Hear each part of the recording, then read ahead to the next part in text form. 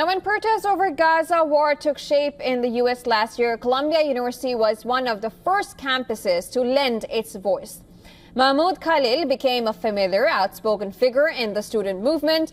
The 30-year-old is currently in custody, fighting for his rights, while the Trump administration is seeking to deport him. More details in our next report. Deportation has got to go. Hey, hey, oh, oh.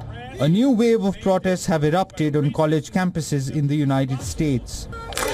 From UC Berkeley, UCLA, Georgia and New York, hundreds are rallying in the streets.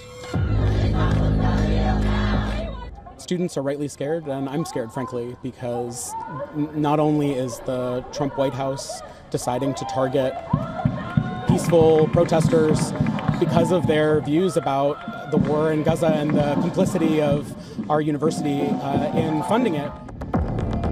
Unlike the pro-Palestinian protests last year, the demonstrations this year are focused on just one person, Mahmoud Khalil. Holding banners of the Palestinian activist, students across universities are seeking his release. Release Mahmoud Khalil now! Release Mahmoud Khalil now! We're here today to protest the illegal abduction of Mahmoud Khalil and the overall fascist Trump administration. They're trying to scare students into silence and into repression, and we're here to show that we're not scared. The case of Mahmoud Khalil has dealt a severe blow to that trust placed in us by the world. My activist colleagues behind me on the faculty have for many years circulated petitions and signed open letters in support of political prisoners held by authoritarian regimes in places like Russia, China, and Iran.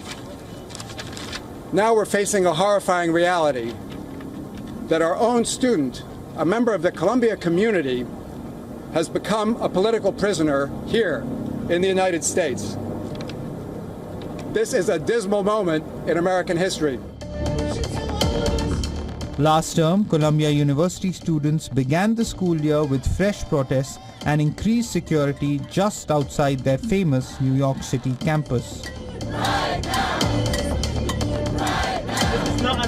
Mahmoud Khalil became a familiar, outspoken figure in a student movement that soon spread to other US colleges.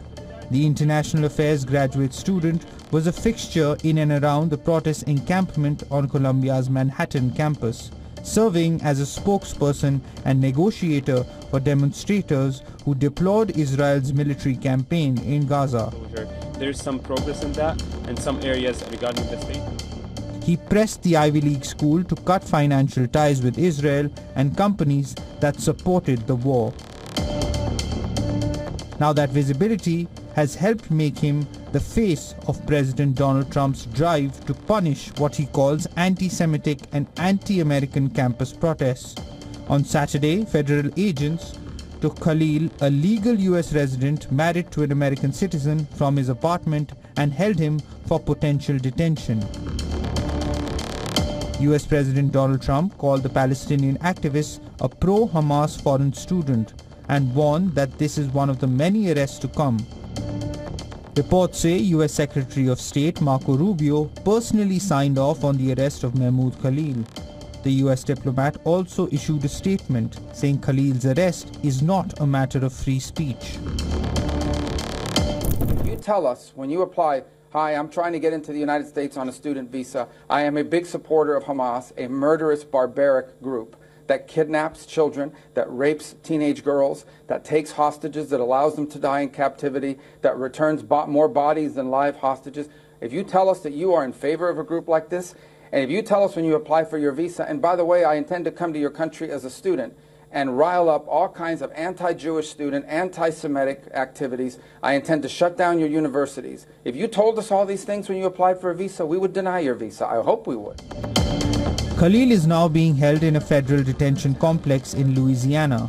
The Trump administration states that encampment protests made Jewish students feel unsafe on campuses and supported Hamas's agenda.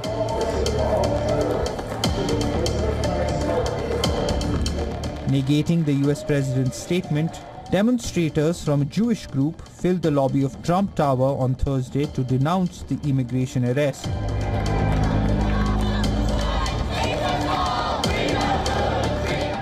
Lawyers for Mahmoud Khalil say he was taken in retaliation for exercising free speech rights. However, Khalil's arrest raises the larger question on grounds of deportation from the US and the laws around it.